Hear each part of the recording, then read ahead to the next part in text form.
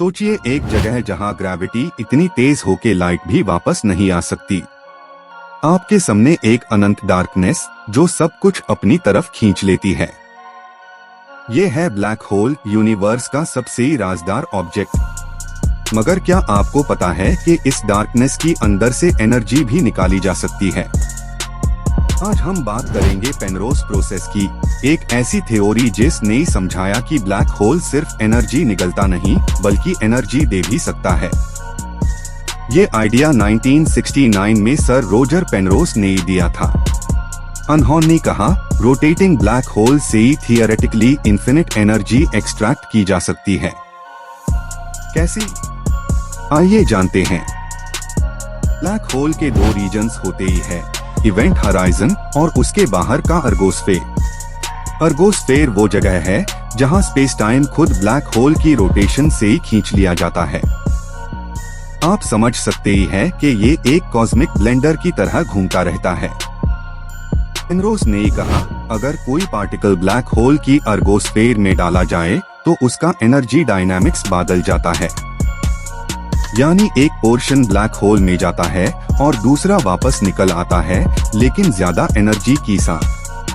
ये ही है Penrose process का मैजिक। सोचिए अगर एक एस्ट्रोनॉट इस प्रोसेस को हार्नेस कर सके तो वो थियोरेटिकली इन्फिनिट एनर्जी पा सकता है। लेकिन प्रैक्टिकल लेवल पर ये करना इतना आसान नहीं है। एनर्जी एक्सट्रैक्ट करने के लिए पार्टिकल स्प्लिटिंग और रोटेशन स्पीड दोनों का परफेक्ट बैलेंस चाहिए। ब्लैक होल का रोटेशन हाई इस प्रोसेस की जान है।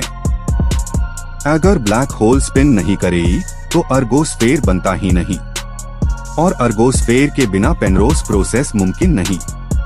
यानी एनर्जी का सोर्स खत्म हो जाता है। आप सोचिए एक स्पेसक्राफ्ट अर्गोस्फेयर के एज पार घूम रहा है। उसने एक पार्टिकल फायर किया जो दो हिस्सों में स्प्लिट होता है।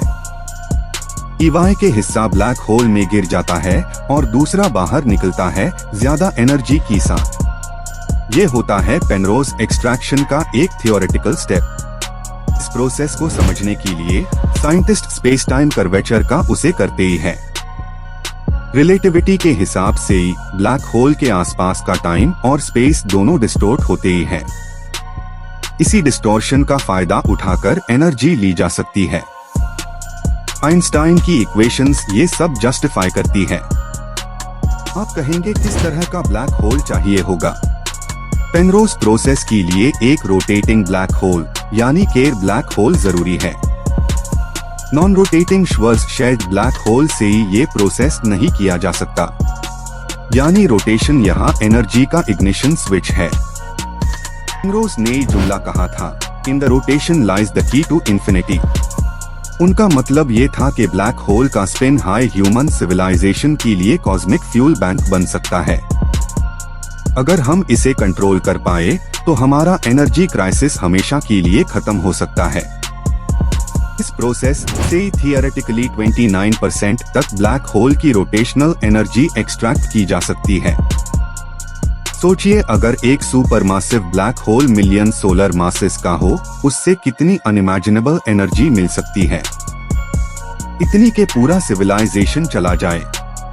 ये कॉन्सेप्ट इतना फ्यूचरिस्टिक है कि इसको साइफाई फिल्म मेकर्स भी समझा नहीं पाए। लेकिन एस्ट्रोफिजिसिस्ट्स जानते हैं कि नेचर में ये प्रोसेस ऑब्जर्वेबल है। क्वेज़ार्स और एक्टिव गैलेक्टिक न्यूक्लियाई अपनी इमेंस पावर इसी से ले सकते ही है। क्वेज़ार्स की जेट्स को देखिए, वो बिलियंस ऑफ लाइट ईयर्स तक स्ट्रेच करते ही है। साइंटिस्ट्स का मानना है कि ये जेट्स ब्लैक होल से ही एक्सट्रैक्टेड रोटेशनल एनर्जी से ही पावर्ड है।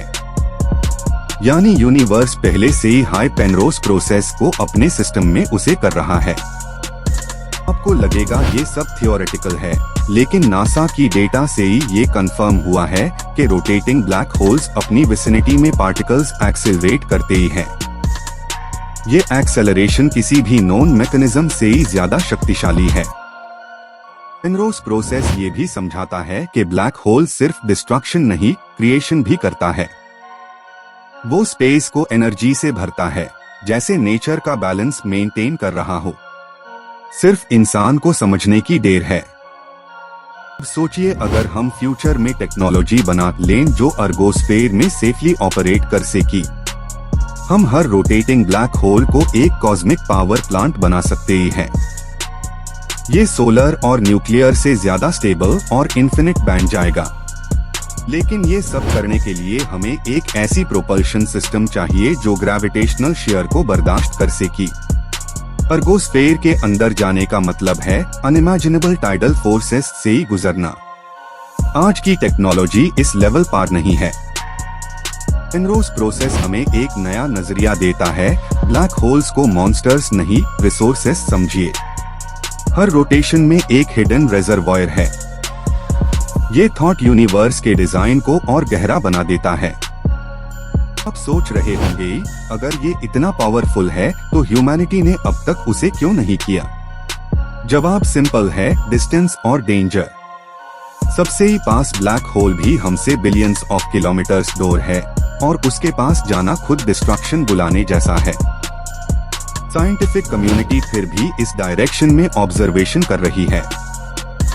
सिमुलेशंस और quantum gravity models Penrose process की एक्यूरेसी को टेस्ट कर रहे हैं। हर नए इक्वेशन के साथ हम इन्फिनिट एनर्जी की और नजदीक जा रहे हैं।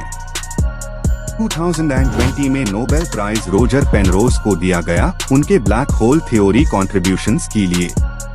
उनका काम दिखता है कि इमेजिनेशन और मैथमेटिक्स मिलके क्या कर सकते ही है।